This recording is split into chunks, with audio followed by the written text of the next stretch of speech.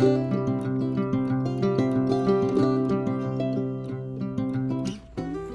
back to Semojo Homestead. Thanks for joining us today. We are going to be talking about a little bit of a controversial thing in the community, but we'll get into that later because it's the weekend, which means we're going to do highs and lows.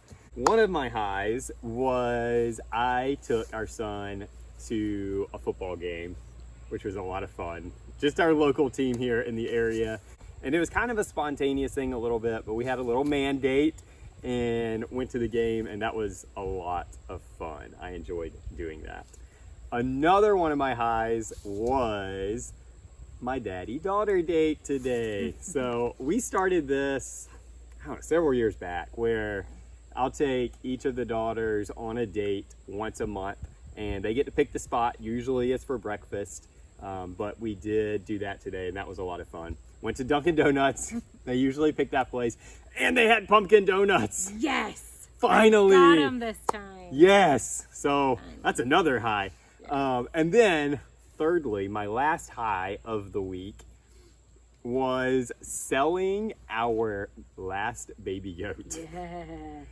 Now, Mariah wasn't so thrilled about that because that was kind of like hers that she adopted, but she did know that one was up for sale and that it could happen. She was holding out on hope, but we did find somebody that was looking for exactly what ours was. So that was good. That was exciting. And then my low this week was my back was really hurting me. I think I strained it or something like early on in the week. I do have to kind of be a little ginger with things that I'm doing and stuff like that. So, but it is getting better. So that's a good thing. What about you? So my high was definitely selling the goat.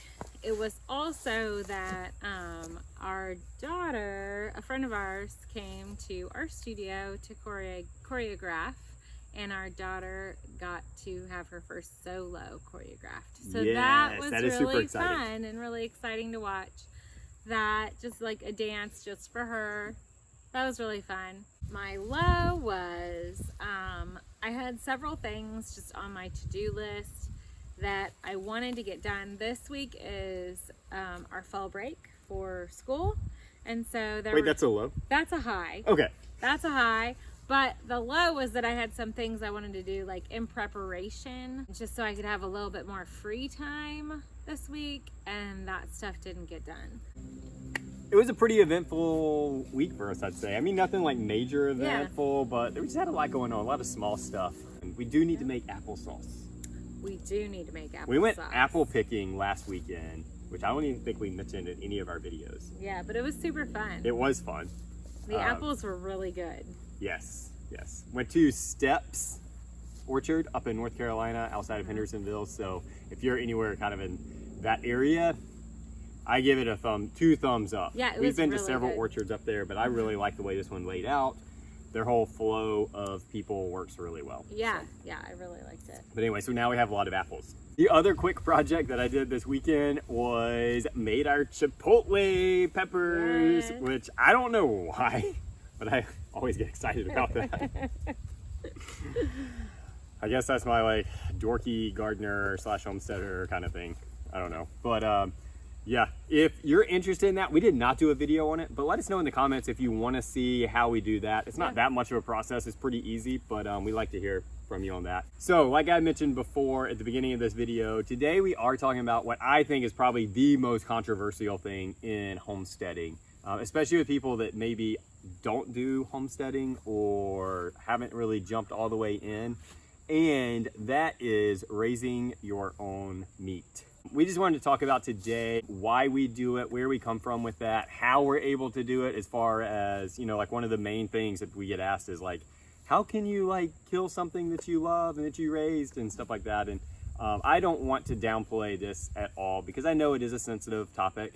We're not here to try to make waves. We're just here to try to explain our side of it. And I totally get it. You know, before we started doing this, that's probably one thing that I wouldn't have ever thought that I would do. I didn't grow up even going hunting. So, you know, this is definitely probably the biggest jump for me in what we've kind of added to our lifestyle. So I'll give you kind of just a little bit of background about us. We both grew up with gardens. So when we got married and got our first house, we had a little garden. We wanted our own tomatoes. That was a and cute kind little of garden. thing. It was a cute little garden. Except for our dog ate most of our tomatoes off the plant. Yes. So it was definitely just like the fun of having a few plants.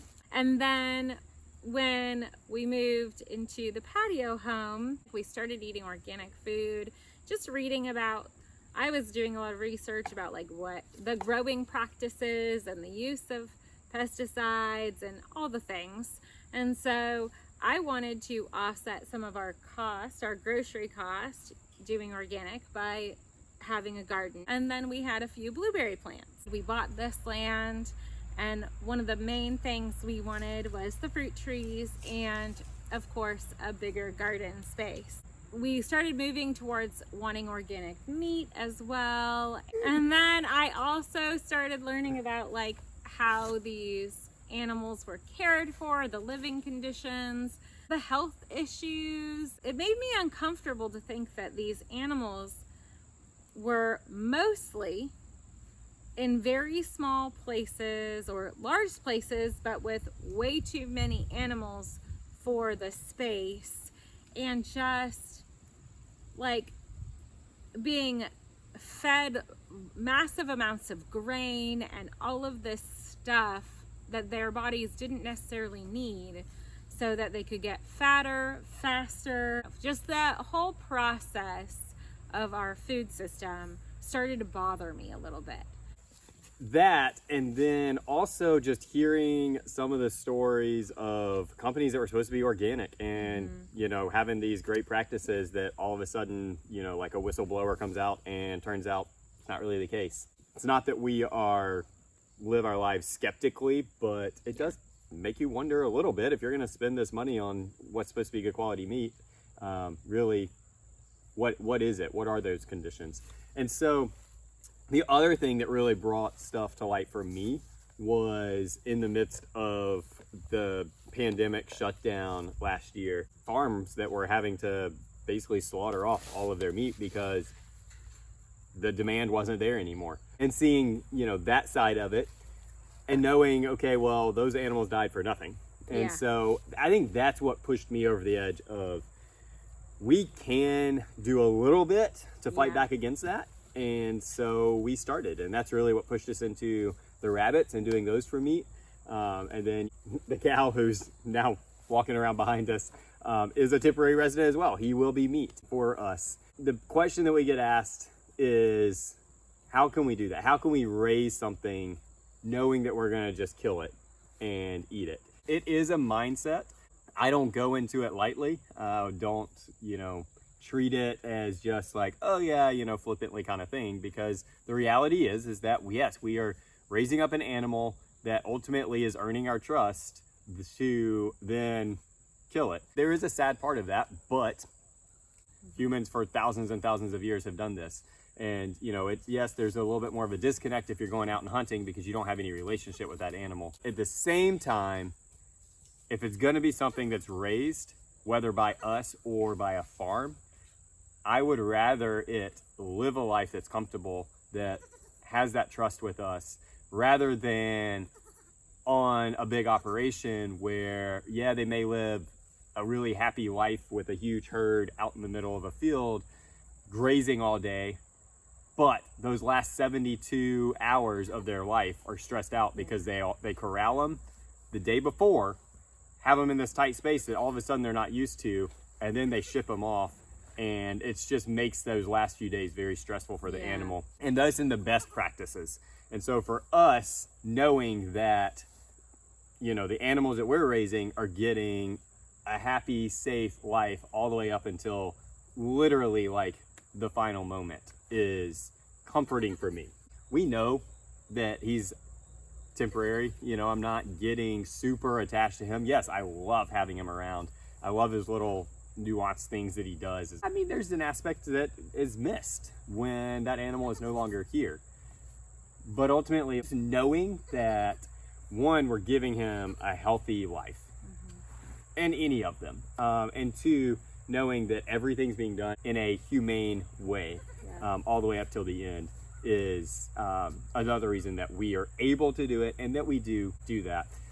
And so it's not just cold-hearted, emotionless thing, you know, like, and that's what, you know, we've been accused of and stuff by some people, but it really isn't. It really is a respect for life, and it gives you a whole new perspective of that and what a respect for life really does look like. If you are thinking about it or considering maybe down the road raising your own meat, I would say that one of the big things that's really important that we have really done, I would say, a good job with is if you have kids, prepare them. Make sure they know going into it, you know, why is this animal coming onto your property? Why are you going to have it?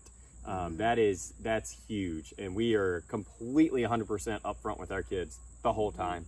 We're not forcing them to be a part of that ending process, but you know, if they want to be, then I let them. I don't try to hide any of that from them. And then the other thing is just make sure when you go into it that you keep that mindset, a healthy mindset of knowing, you know, this animal is here for food and strictly for food. I would say don't name it, you know. You just naturally tend to get a little bit more attached when the animals do have names. You also want to make sure that you have a plan for that last day, whether it be a butcher. You know, our cow is going to a butcher. I am completely hands off with that. I don't want to be a part of that. That would be probably a little bit far-fetched for me.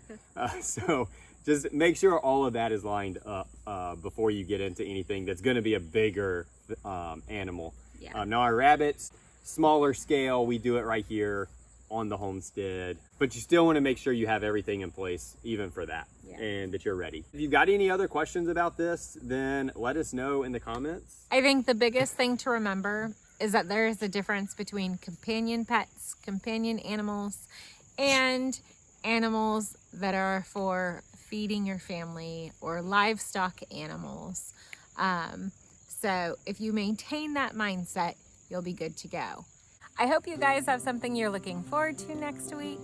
Thanks for hanging out with us this weekend. Be blessed.